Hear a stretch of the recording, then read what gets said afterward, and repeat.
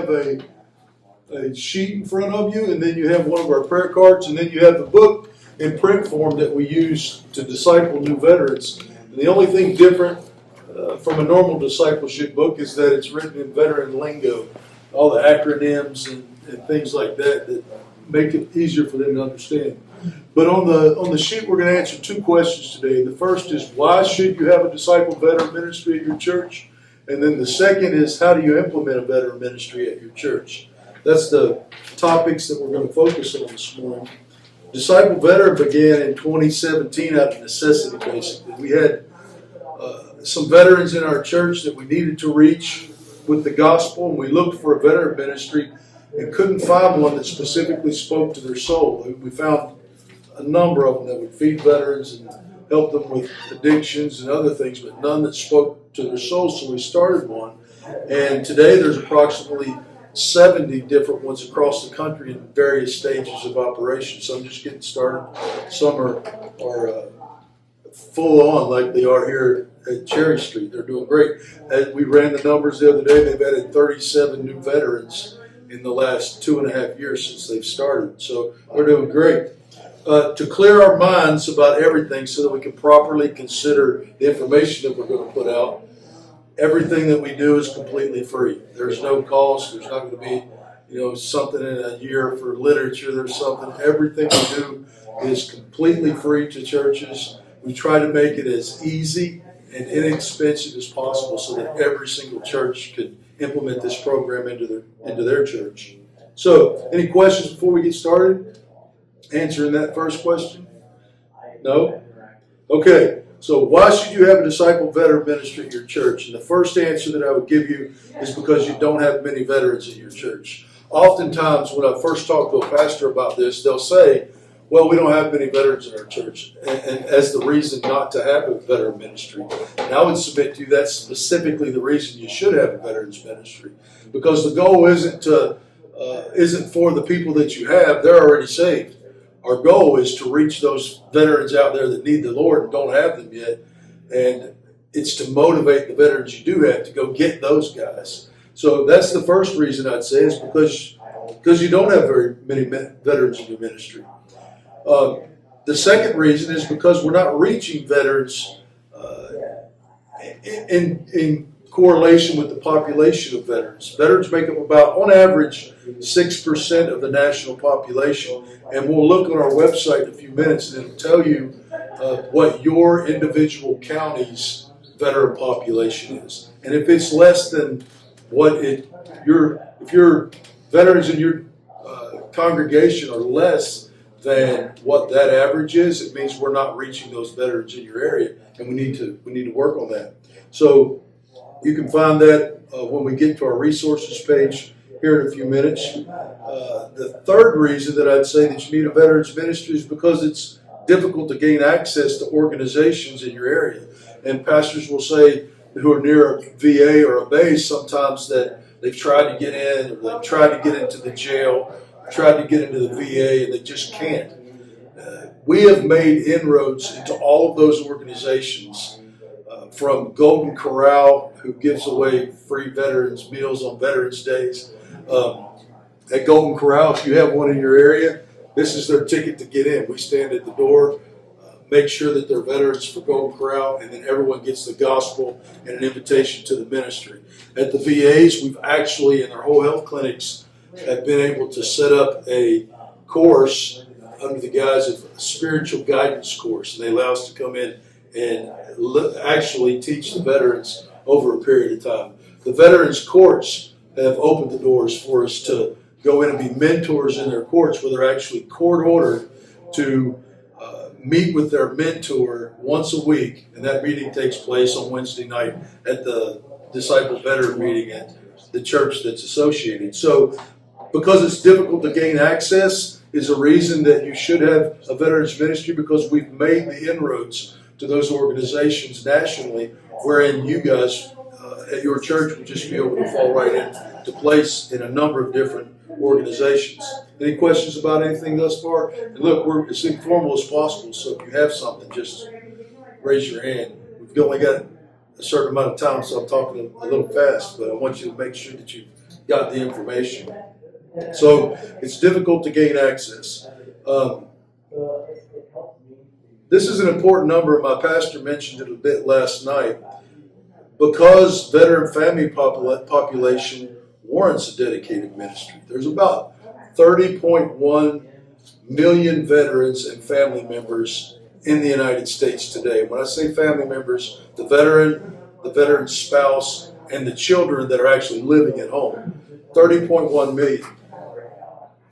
That's made up of about 15.8 million veterans, 11.8 million spouses, and 2.5 million children who are in the house. We currently have specific ministries for people groups that are much smaller than the veteran population of the country. For instance, as Pastor said, most every church has a youth ministry. That is about 25 million people in the United States. The veteran population is larger than that when you include their family, and this is a family ministry because it feeds every single other ministry. When a veteran's family comes, the youth group grows, the children's group grows, the spouses and ladies groups grow, and the veterans group grows. So there is a need for it just by numbers if you're a numbers guy. So because the veterans' families and the veterans and their families create a distinct subculture that we're not reaching. While there's a great effort to help veterans integrate back into society, no veteran wants to integrate back into society. You could ask any of them that you have the opportunity to meet with, and they'll tell you that we like the way our minds were changed to think. We don't want to integrate back into the way the world thinks because we look at it as inferior to the way that we think. So they're not going to integrate back into society. And they then, therefore, are on an island by themselves out in the world trying to operate in society. So a number of organizations other than the church has recognized this subculture and have started making efforts to bring them into that. Groups like the VFW, the DAV, the AMVETS, American Legion, the Marine Corps League, they recognize a much larger portion of the veteran population than we do. Then there are more than 600 veteran courts in the United States. The courts have even started recognizing that there's a distinction between why a veteran might have a problem with the criminal justice system, and they've created a court system so that if they can attribute their crime in some way to their service via PTSD or something like that, they don't run them through the regular court system. They've created a veteran court where we focus on getting them some help. So the courts have even recognized that there's a subculture of veterans. There's a complete hospital system that exists today in large part because of the distinct difference. It would be, most veterans would rather go out to town to see the doctor because the VA really doesn't do a great job.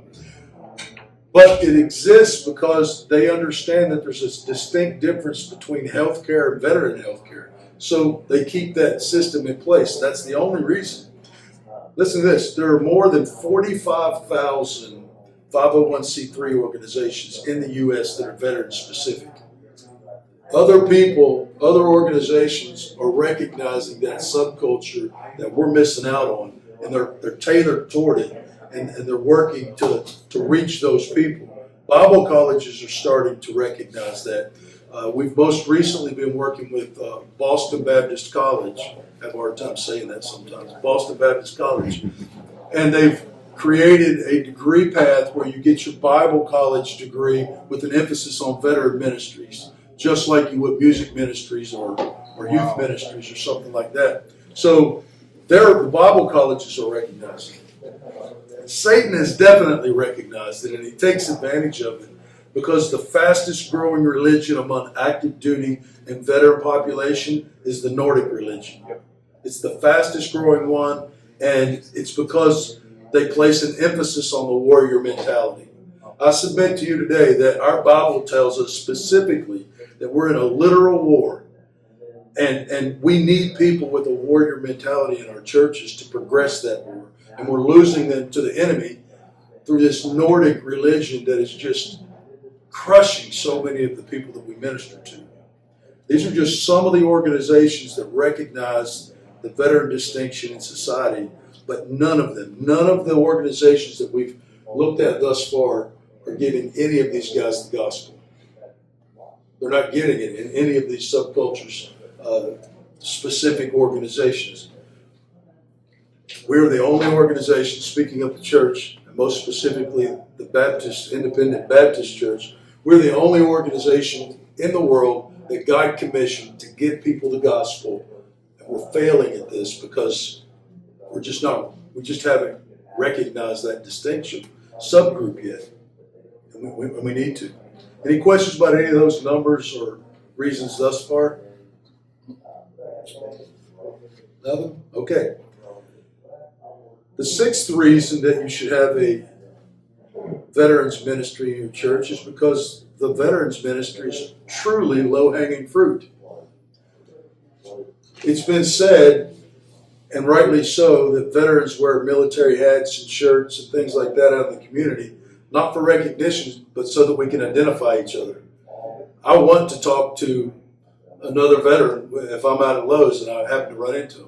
I specifically want to talk to another veteran of the Navy. And I really want to talk to a veteran who was a submariner in the Navy if I happen to run into him in the middle of Missouri somewhere. I want to talk to that person. So it's easy for me when I run into another veteran or submariner or whoever else at Lowe's to walk up to them and have a conversation. It's expected that I'm going to have a conversation with them if we see each other. And isn't that the most difficult part of soul winning today, is being able to have a true draw to another person that allows you to build a relationship with that person and get them the gospel and get them into your church. It's low-hanging fruit because all of that precursor stuff is already built into the relationship between other veterans. So it's easy for us to walk up, and this is Cherry Street's cards. They've got good cards. Walk up and say, "Hey, where did you serve at?" He sees my hat, so it's not odd. "Where'd you serve at? When were you there?"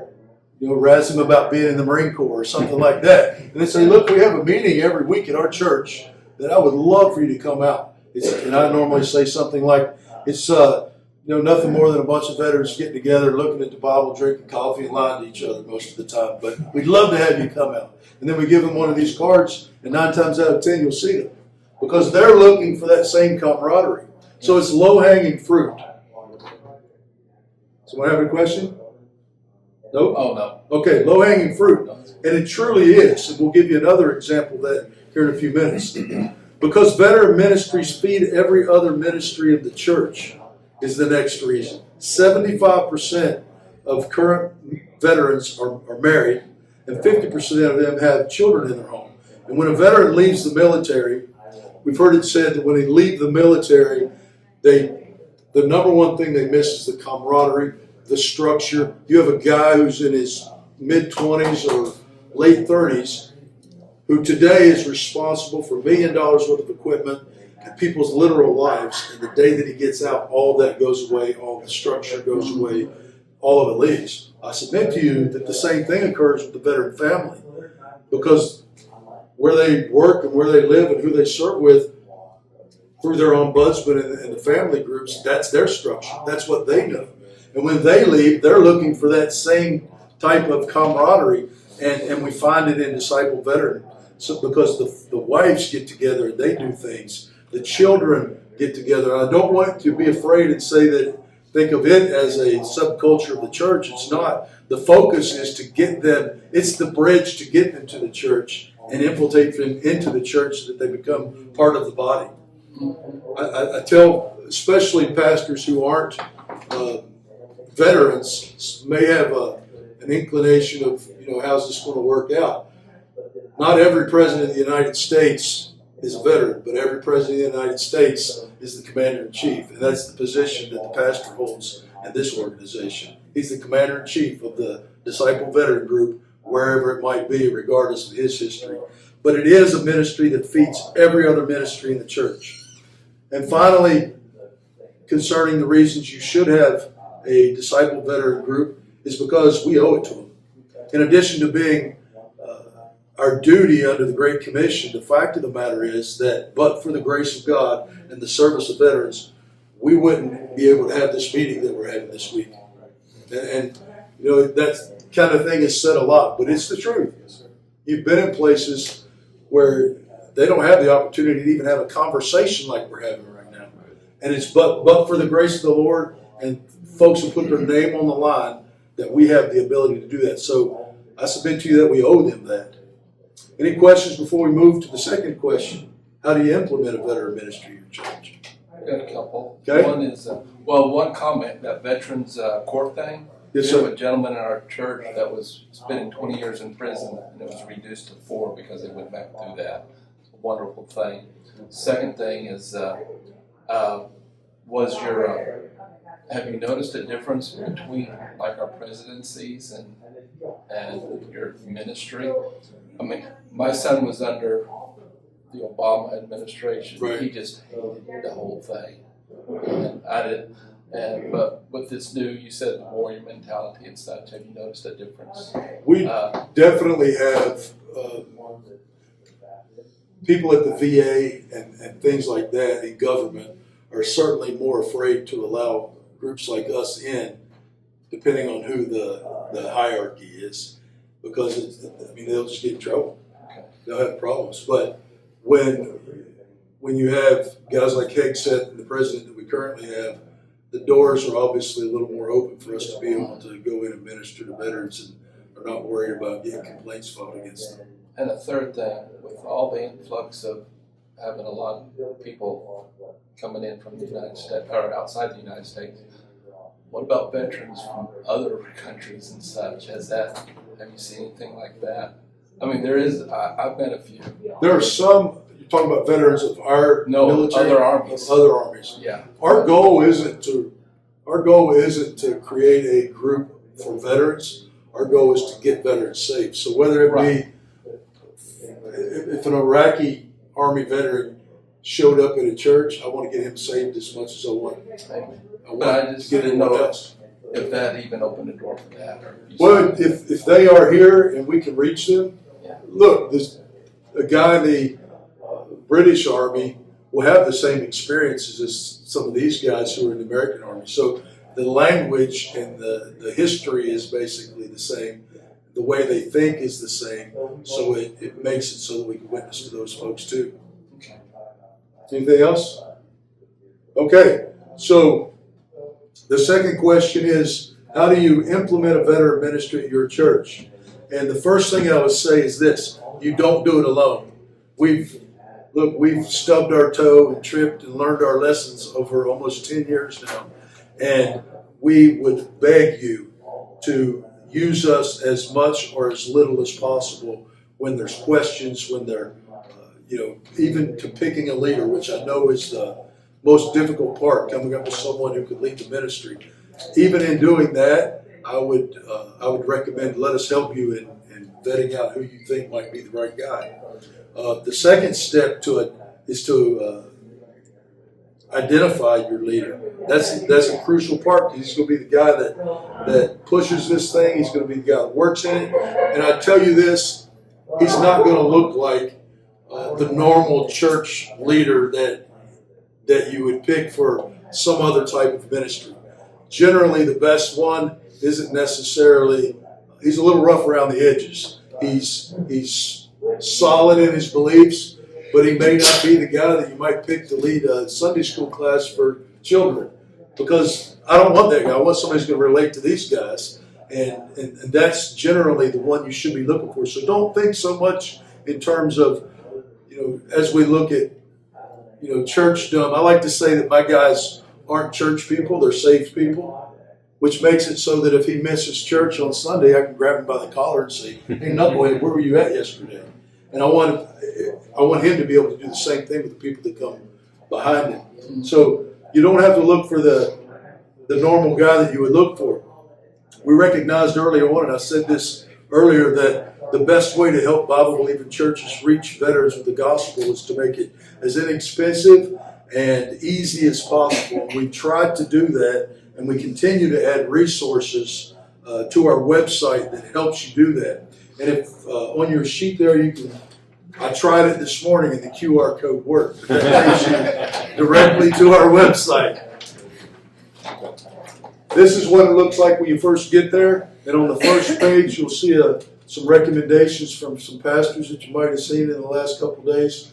You'll see a video there of testimonies of what their lives were like before and what their lives are like now. And then you'll see an ad on the first page about the Boston Baptist College. I want to jump right over to the resources page, though, to show you exactly what resources are on there that will help you start your veterans ministry.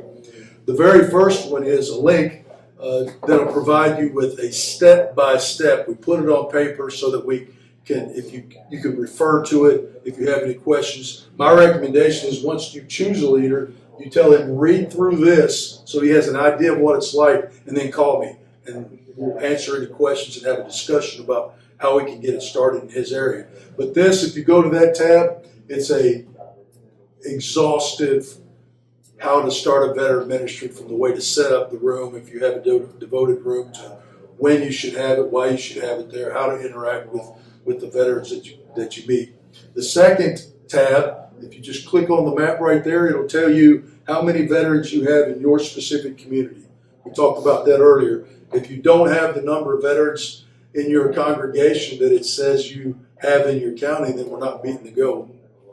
And we want to help you meet that goal. We'll just run there real quick because we've got a few minutes. It allows you to go through by state, by county. The first column is the state, then the county population of your county, then the veteran population of your county, and then it gives you the percentage that you should have in your county there. There's one there for every single county in the United States. What I might add to that is if you look at your county, you probably ought to look at the surrounding counties also, because you have reach, as you know, depending on what part of the county you might live in. So then the next thing is the Disciple Veteran Invite Card. This is one of the most important things that we have in our ministry. And I've got one, I think, for everyone. This is Cherry Streets that they use. And you'll see that on the back of that, it's got the plan of salvation. It's got the information about when they have their meetings. It's got the contact information on there. Our guys carry those in their pockets, and it makes it easy for them to walk around town. We'll sometimes go to Lowe's, pick up a paint roller, and just walk through Lowe's acting like we're shopping, looking for people with veteran hats. It's easy. It's such like low-hanging fruit. This tab right here, though, will allow you to, it's already pre-set up for print. You can take that, click it, or just email it to the print shop, whether it be UPS store or something else. Go in there and tell them that, hey, I want you to change this information to this information for your church. It's set up already for them to just print it off, and you're ready to go. That makes it very easy, and it looks just like that when you get them printed off. The next is a referral card. Everyone in your church, I guarantee you, knows a veteran who is unchurched. Guarantee it. In an attempt to not only reach those veterans, but to also get your church involved, we pass these out. Sometimes we put them in the bulletins and say, write down a veteran that you know who is unchurched. They fill that card out. They turn them all into the leader at the Disciple Veteran Group at the church, and then that's a ready-made first hit list of targets for them to go out and start visiting that they know they already have a contact with someone in the church. But it basically, and you can format that to however you want it. They can fill out their name. They don't have to put in their name if they don't want the person to know. But it gives you a resource to immediately, in one service, you're going to gain a whole bunch of people from the first go visit. And again, that's ready-made to print. You can take it to your print store. You can do it in your office and make it ready for you there. The next link, it takes you to our Connect page. But the point of me having that on there is that I want to be able to talk to your guy 24/7. My wife will tell you my phone's beside my bed. It's always there. And if Jason has a question at 3 in the morning because he's out dealing with a veteran, I want him to be able to call me. I want to be able to talk to him. And if he has any questions, more specifically for a new guy that has any questions. And that's important. Periodically, we'll send out a newsletter of here's what's going on, here's what Jason thought of in Missouri that I think will work well for you other guys, and let's put that out there for our leaders and pastors to maybe that's something that they can utilize. So I want them to know more than anything they're not doing this alone. We're here to help them. This next is our battle plan. In your area, there are specific offices and specific agencies that your guy needs to go talk to. We've made inroads with most of those offices, and we will take this list, make one for your county, and give it to your guy so that he knows that I need to go see the person at the Disabled American Veterans Office. Here's his name. Here's where he's located. Here's his email. We'll fill this out and present it to you to give to your leader so that he already has a battle plan for your specific area of who to contact, what's the best way to get through there. And if it's a big enough group, we'll even call him and do a phone introduction for your guy before he gets there saying, hey, Joe Smith from Bible Baptist Church is going to want to come see you. And oftentimes, these agencies are looking for someone who can fill that gap because an officer, for instance, goes on a call and it's obvious that it's a veteran dealing with PTSD. He has to do something on that call. He can't just walk away for fear of what might happen if he did walk away. So the answer oftentimes is, let's get him in a safe place. They'll arrest him, and then the veteran has to go through all that. So what we do is give every deputy one of those cards so if they get on a call and they need help, they can call that number, and our leader or somebody from our group is going to go out there and be with that veteran and help him with that so that he doesn't have to get arrested and make things worse. But that's what this battle plan does. It opens the door for us to interact with those people in the community that have to make those decisions that really want us to be interacting with them. Any questions thus far? Okay, we're going to get to another way that makes it very easy for your guy. One of the biggest struggle points for a new leader is, man, I've got to come up with a lesson each week. I've never done this before. How do I work through this? What do I need to teach? There's right now 6 different studies that contain 81 different lessons that I've taught, I wrote, I taught, and then I fixed because I realized where I was messed up. And then we published them. And since then, it's been taught 100 times. And they're either just so nice that they don't want to tell me I'm messed up or they thought it was okay.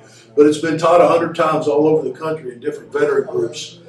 And these are available free for download to your leader. All he has to do is come here. Bam.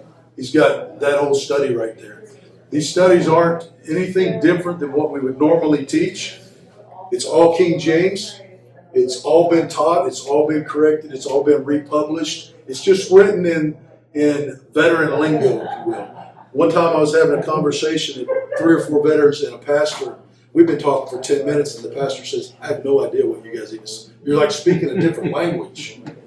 And it clicked in my brain, you know what? That's right. And if I want to reach a veteran with the gospel, I need to be able to speak that language just like if I was speaking Spanish or something. We do that for other languages. So we wrote it with different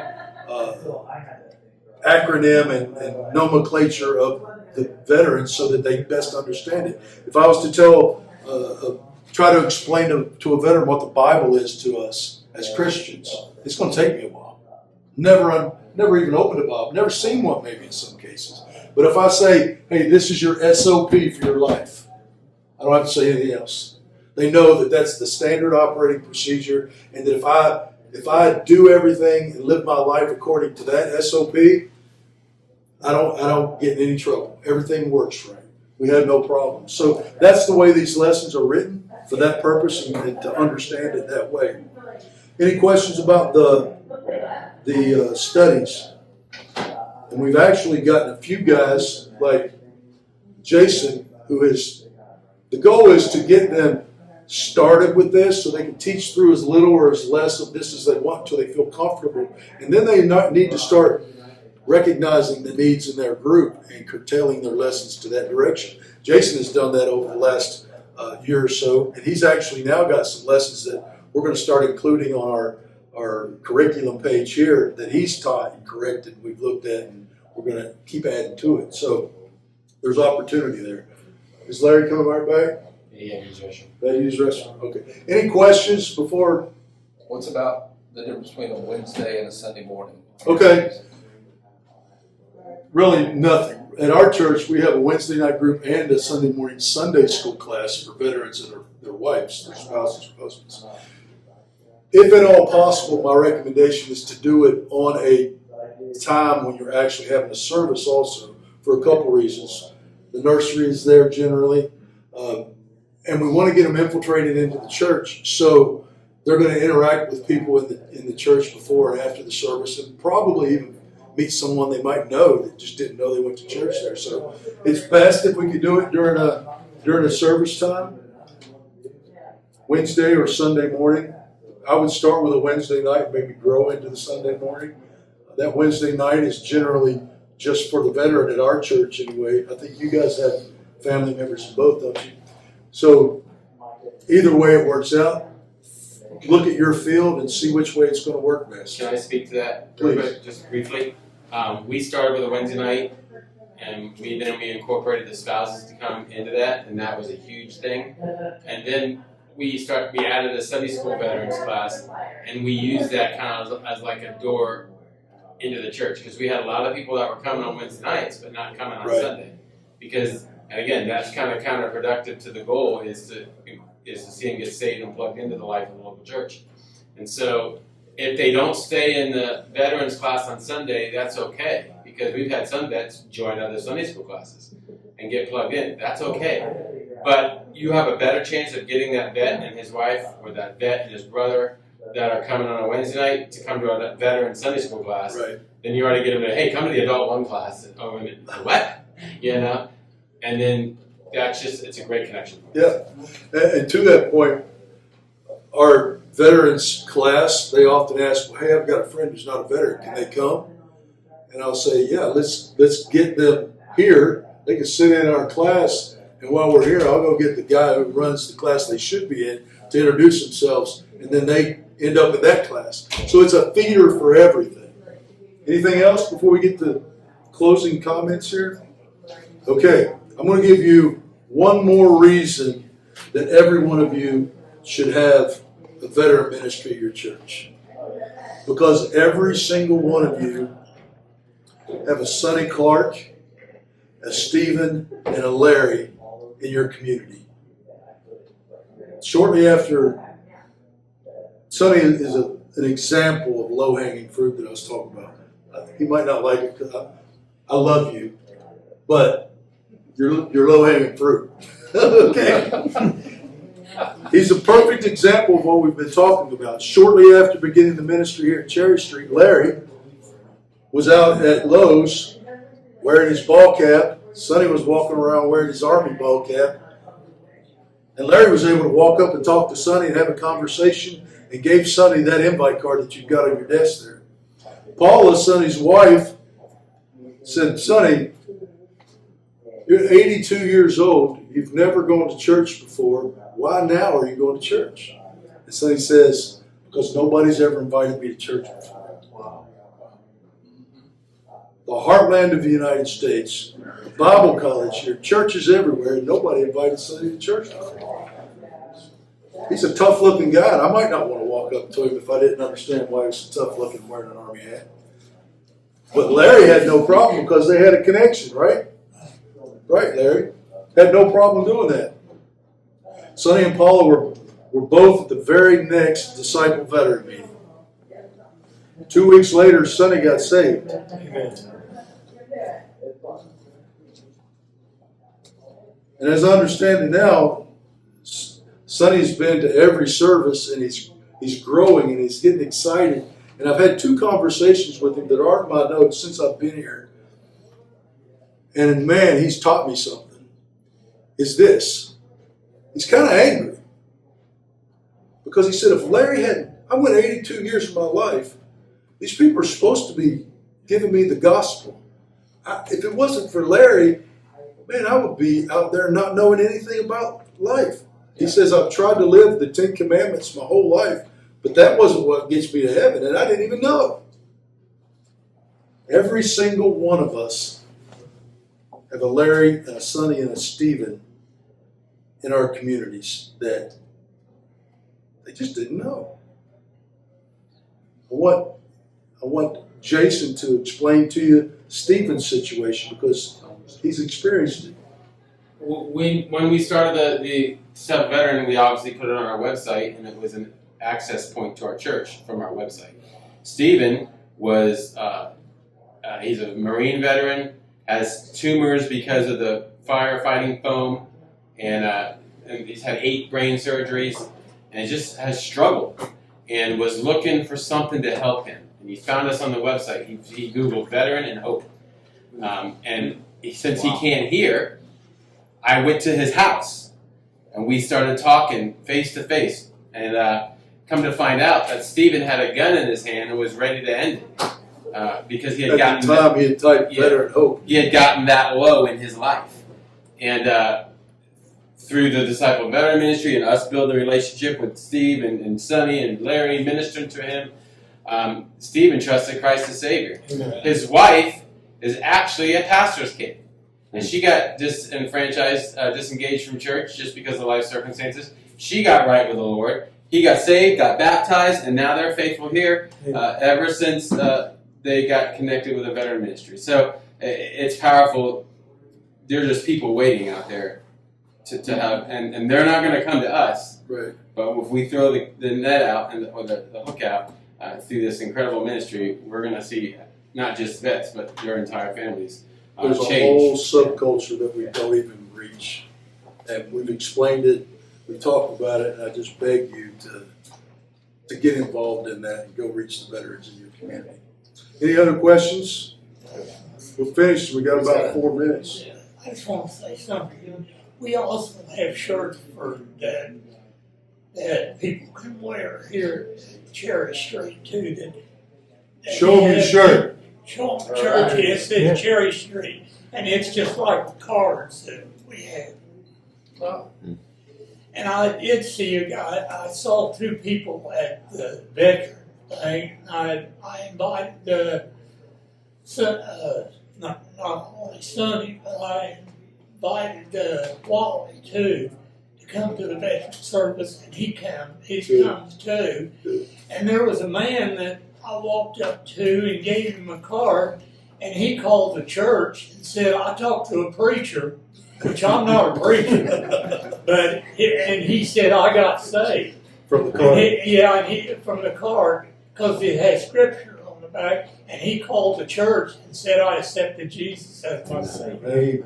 Here's the cool thing about those cards, is we're far enough into this now that there have been times when I've been at Walmart or at Menards, and somebody says, "Oh, I already got one of those from a veteran at your church." That's good. You know it's working. It's amazing. We'll take them and drop them in the beer cartons in the grocery stores. Put them everywhere. And I also do the crossword things that you search, and then when I get done with it, I throw it in the trash. And I'm hoping somebody finds it because I put all these scriptures on it. John 3:16, John 3:3. That's good. And all the ones on the back of the card too. So I throw those in the trash, and I'm hoping somebody will find that at the trash can. Good.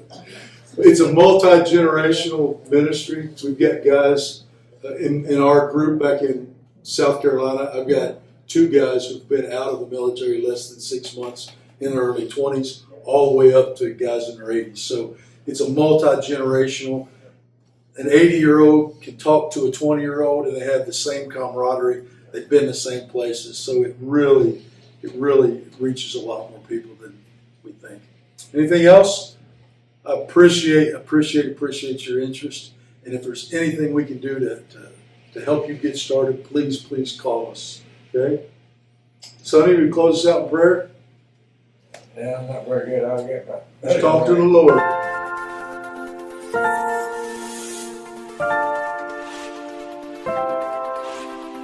Bye.